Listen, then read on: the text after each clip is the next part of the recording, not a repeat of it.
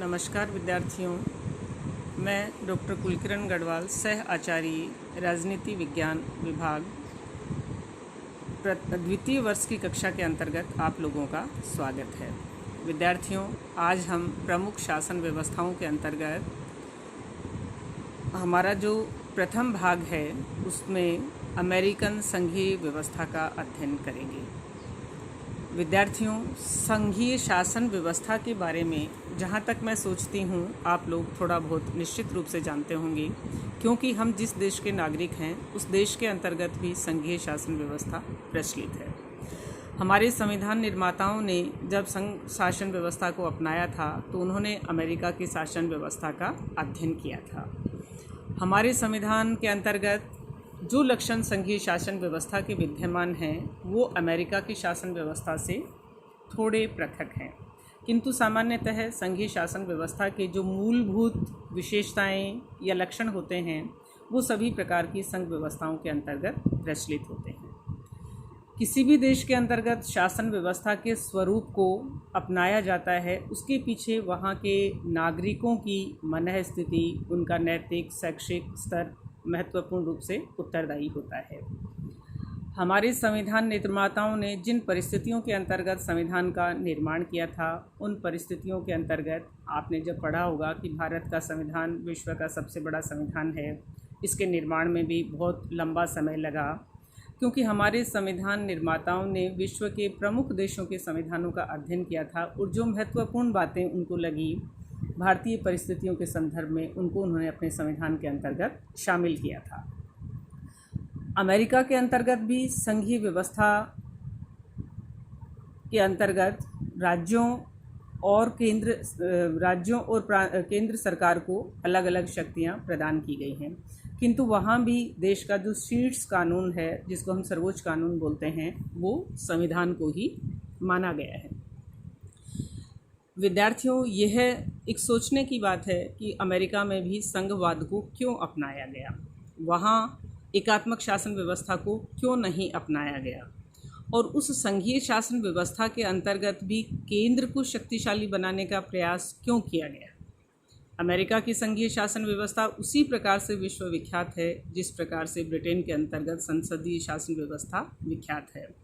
प्रारंभ में अमेरिका में जब संघ शासन की स्थापना हुई थी, जिसको हम अमेरिका का संयुक्त राज्य या यूनाइटेड स्टेट्स ऑफ अमेरिका के नाम से संबोधित करते हैं, 1787 में 13 राज्यों के मेल से संघ का निर्माण हुआ था, जिसमें वर्तमान में 50 राज्य शामिल किए गए हैं। संघात्मक शासन व्यवस्था का अर्थ, जहां संविधान द्वारा केंद्र और प्रांतों को शक्तियों का विभाजन किया जाता है, संविधान सर्वोच्च होता है और उस संविधान की सुरक्षा का दायित्व न्यायपालिका को प्रदान किया जाता है, उसे हम संघात्मक शासन व्यवस्था कहते हैं। अमेरिकन शासन व्यवस्था के अंतर्गत भी दो प्रकार की व्यवस्थाएं हैं, एक केंद्र सरकार और दूसरी प्रांतीय सरकारें। दोनों सरकारों के अधिकार, कार्यक्षेत्र और उनकी सीमाएं संविधान के द्वारा निर्धारित होती हैं। जैसे अमेरिकन संघात्मक शासन व्यवस्था के संदर्भ में डायसी ने ये लिखा है कि अमेरिका के अंतर्गत संविधान लिखित है, शक्तियों का विभाजन किया गया है तथा वहाँ पर सर्वोच्च न्यायालय है। अमेरिकी शासन व्यवस्था में तीनों विद्यमान हैं। अमेरिका के अंतर्गत संघ व्यवस्था को अपनाया गया, इसके लिए स्थानीय स्वशासन और नागरिक प्रशिक्षण उत्तरदायी था। संघ निर्माण के समय ये विकल्प विद्यमान था कि अमेरिका के लोग संघीय शासन व्यवस्था को एक स्वतंत्रता के प्रतीक के रूप में मानते हैं।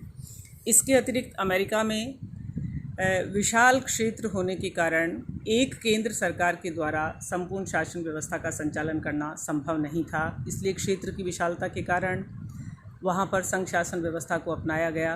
पृथक उपनिवेश होने के कारण वो भविष्य में पृथकता की मांग कर सकते हैं, इसलिए भी संघात्मक शासन व्यवस्था को अपनाया गया। और बाहरी परिस्थितियां भी ऐसी होती हैं कई बार, जिनके कारण एकता की मांग चारों तरफ से उठ रही होती है। तो इन सब बातों को ध्यान में रखकर अमेरिका में केंद्रीय नेतृत्व को शक्तिशाली बनाया गया, किंतु इसका तात्पर्य ये नहीं है कि वहाँ राज्य संघ शासन के अधीन हैं। वो पूर्ण स्वतंत्र हैं, संगठित हैं और अपने अपने क्षेत्र का कार्य संचालन अपने अपने तरीके से करते हैं। अमेरिकन संघीय व्यवस्था के लक्षण। अमेरिका में संविधान सर्वोच्च है, स्वतंत्र व सशक्त न्यायपालिका है, दोहरी नागरिकता प्राप्त है। आपको यहाँ सोचने के लिए एक बार रुकना पड़ सकता है कि हमारे देश के अंतर्गत भी संघात्मक शासन व्यवस्था है, किंतु हमें तो इकहरी नागरिकता प्रदान की गई है और अमेरिका की संघीय व्यवस्था दोहरी नागरिकता प्रदान करती है। विद्यार्थियों, प्रत्येक देश की परिस्थितियां अलग अलग प्रकार से होती हैं। जब हमने स्वतंत्रता प्राप्त की थी, उस स्वतंत्रता प्राप्ति के समय हमारी आंतरिक परिस्थितियां इस प्रकार की थी कि हमें एक सशक्त केंद्रीय नेतृत्व की आवश्यकता थी। तो उस सशक्त केंद्रीय नेतृत्व की आवश्यकता के कारण हमारे संविधान निर्माताओं ने ये सोचा कि अगर यहाँ दोहरी नागरिकता प्रदान कर दी जाएगी तो हमारे यहाँ जो क्षेत्रीयता की मांग चलती है या जो हमारे राज्यों के अंतर्गत पृथकता की मांग चलती है, उस मांग को रोकने के लिए हमारे संविधान निर्माताओं ने हमें केवल इकहरी नागरिकता प्रदान की, जबकि अमेरिका के अंतर्गत दोहरी नागरिकता प्रदान की गई है। वहाँ राज्यों के अपने संविधान हैं। भारत में एक ही संविधान है। अमेरिका के अंतर्गत सीनेट राज्यों का प्रतिनिधित्व करने वाला सदन है। और आपको ये भी पढ़ने को मिलेगा कि अमेरिका एक ऐसा देश है जहाँ के अंतर्गत द्वितीय सदन सबसे शक्तिशाली है। हमारे यहाँ द्वितीय सदन राज्यसभा है, किंतु अगर आप लोकसभा और राज्यसभा की शक्तियों की तुलना करते हैं तो हमारी लोकसभा शक्तिशाली है, राज्यसभा को वो अधिक शक्तियाँ प्रदान नहीं की गई हैं। वहाँ द्वैध शासन की व्यवस्था की गई है। संविधान संशोधन में राज्यों की भी महत्वपूर्ण भूमिका होती है और शक्तियों का वितरण किया गया है। इस प्रकार अमेरिकन संघात्मक शासन व्यवस्था के अंतर्गत उपरोक्त महत्वपूर्ण लक्षण पाए जाते हैं। इनके आधार पर हमें ये देखना है कि अमेरिका में संघ सरकार की शक्तियाँ कौन सी हैं, जिसके कारण हमें ये सोचने पर मजबूर होना पड़ता है कि अमेरिका की संघीय सरकार को शक्तिशाली बनाया गया है। तो विद्यार्थियों, संघीय शासन व्यवस्था के अंतर्गत संघ को शक्तिशाली बनाने के लिए कुछ ऐसे महत्वपूर्ण विषय होते हैं, उनको प्रदान करना ही पर्याप्त होता है। जैसे राष्ट्रीय महत्व के विषय होते हैं। इन राष्ट्रीय महत्व के विषयों के अंतर्गत राष्ट्रीय सुरक्षा सम्मिलित होती है, अंतर्राष्ट्रीय संबंध होते हैं, व्यापार, उद्योग, व्यवसाय, वाणिज्य, मुद्रा निर्माण एवं करों से संबंधित ये ऐसे महत्वपूर्ण कार्य हैं जो संघ सरकार के अधिकार क्षेत्र के अंतर्गत शामिल किए गए हैं। इनके कारण संघ सरकार शक्तिशाली बन जाती है।